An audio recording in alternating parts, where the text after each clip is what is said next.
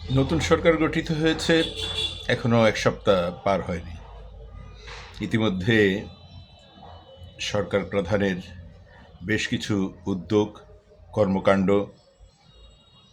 দারুণভাবে মানুষকে আশ্বস্ত করছে, আনন্দিত করছে এবং মানুষকে নানাভাবে তাড়িত করছে এই কর্মকাণ্ডগুলো। কিন্তু এগুলো কি আসলে অবাক করবার কোনো বিষয়? না, সরকার প্রধান এমনই হওয়ার কথা।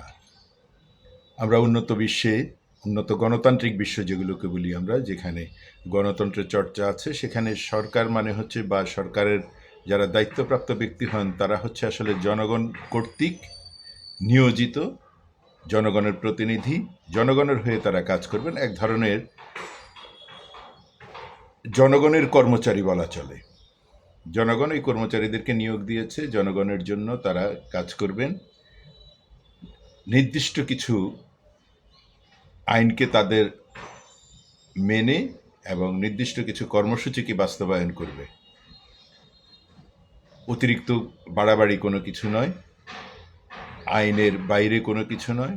অর্থাৎ একটি রাষ্ট্র আইনি কাঠামোর মধ্যেই চলতে হবে এবং সেই আইনি কাঠামোর মধ্যে থেকে সরকার পরিচালিত হবে। সরকার প্রধান এবং তার মন্ত্রিসভা, এরা হচ্ছে জনগণ কর্তৃক নিয়োজিত। তারা যেই নির্বাচনে জয়ী হয়েছেন, সেখানে জনগণ তাদের কর্মসূচিগুলোকে গ্রহণ করেছে, গ্রহণ করে তাদেরকে নিয়োজিত করেছে যে তোমাদের এই কর্মসূচিগুলো আমরা গ্রহণ করেছি, তোমরা এগুলো বাস্তবায়ন করো।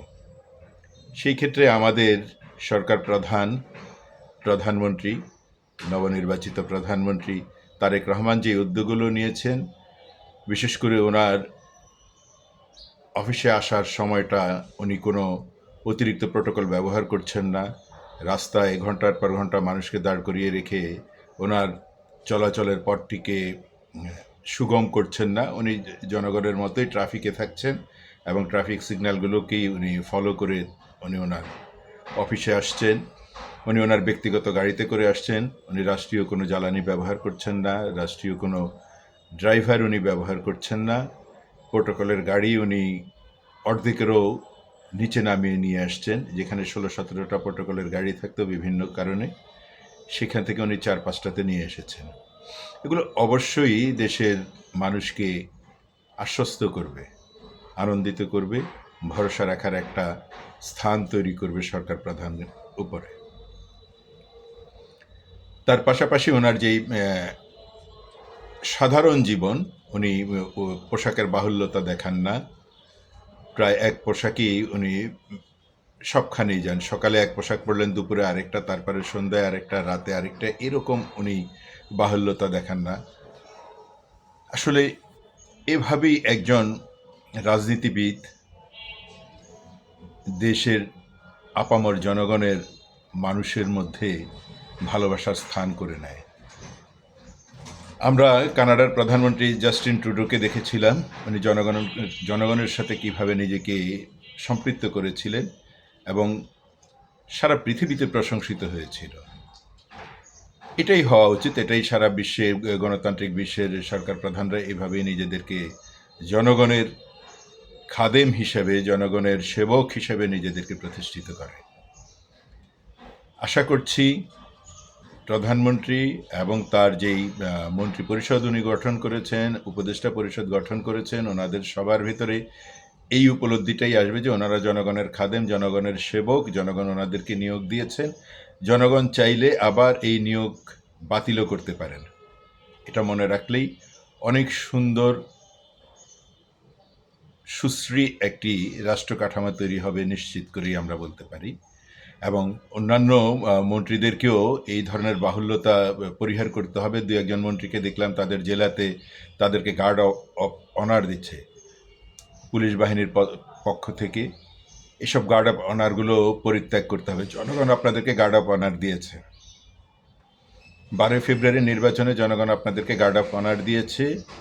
আবার আপনাদের কর্মকাণ্ডের উপরে ভিত্তি করে আপনাদেরকে কিভাবে এখান থেকে বিদায় সংবর্ধনা দিতে হবে, সেটা জনগণ নির্ধারিত করবে। প্রশাসনের ওই ধরনের তেলবাজিতে আপনারা নিজেদেরকে নিয়োজিত করে সরকারের বাহুল্য খরচ তৈরি করে দেশের জনগণের করের টাকা নষ্ট করার কোনো মানে হয় না। এগুলো একেবারে স্পষ্ট করে বলবেন যে আমাদেরকে কোনো গার্ড অফ অনার দেওয়ার প্রয়োজন নেই। কেন বলতে পারলেন না? শহীদুদ্দিন চৌধুরী আইনি, আপনি তো আপনার প্রধানমন্ত্রীকে দেখছেন উনি কোনো অতিরিক্ত বা প্রোটোকল ব্যবহার করছে না, গার্ড অফ অনার আপনার প্রয়োজন হয় কেন? শহীদুদ্দিন চৌধুরী আইনি, আরও দুই একজনকে দেখেছি। এরপরে হচ্ছে অতি কথন। অতি কথনের মন্ত্রিসভা আমরা দেখেছি, তারা বলে ফেলেছে, অনেক কিছু বলে ফেলেছে। আপনাদের আর অতি কথনের কোনো কিছু নেই, মুখটা দয়া করে বন্ধ রাখবেন, একেবারেই বন্ধ রাখবেন। আপনাদের কাছে অতি কথা কেউ শুনতে চায় না। সাংবাদিক গেলেই কথা বলতে হবে এরকমটা নয়।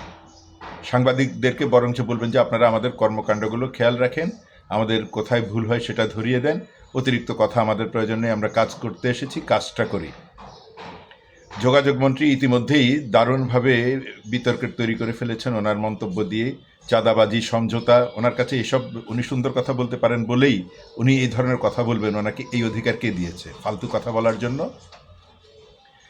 তারপরে আরও একজন সিনিয়র মন্ত্রী ইকবাল হাসান মাহমুদ টুকু, উনিও ইনকিলাব নিয়ে কথা বলতে গেছেন। ওনার এই সময় এই ধরনের কথা বলার কোনো প্রয়োজন নেই। জনগণ সিদ্ধান্ত দিয়ে দিয়েছে কাকে পছন্দ করেছে, কাকে পছন্দ করে নাই, কাদের কর্মসূচি জনগণের ভালো লেগেছে, কাদেরটা ভালো লাগে নাই, জনগণ ইতিমধ্যে সিদ্ধান্ত দিয়ে দিয়েছে 12 তারিখে।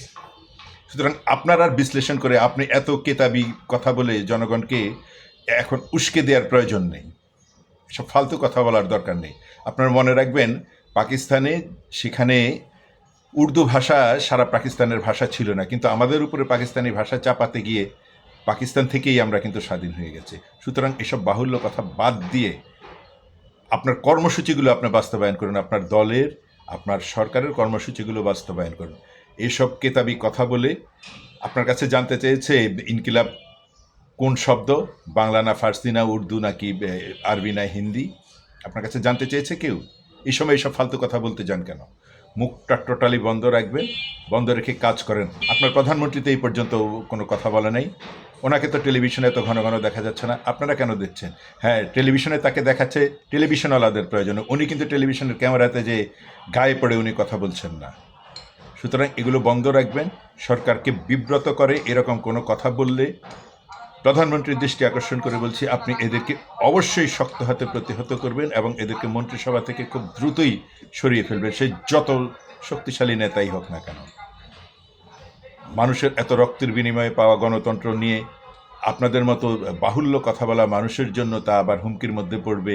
আর ওই ল্যাংটা পোলাপান এটা নিয়ে রাস্তায় মিছিল মিটিং করে সরকারকে বিব্রত করবে, এই সুযোগ কিন্তু কাউকেই দেয়া হবে না। আমরাও আছি, আপনাদের একেবারে যথাযথ সমালোচনা করে আপনাদেরকে স্বস্তিতে রাখবো না, নিশ্চিতভাবে এটা মনে রাখতে পারেন।